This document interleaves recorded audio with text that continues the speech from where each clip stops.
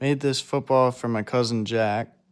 Started with some 12 gauge steel, used a swedge block and part of a truck mud flap to get that curve in them.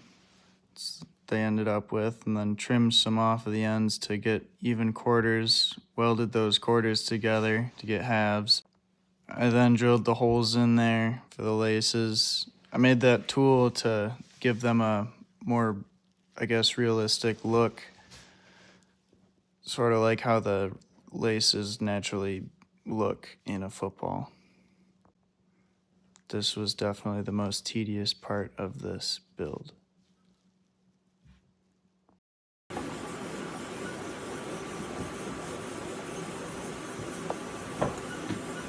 I'm out of here.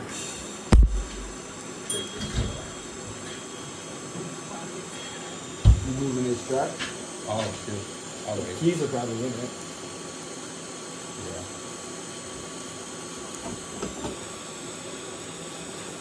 I'll move it after this weld. No, I got it.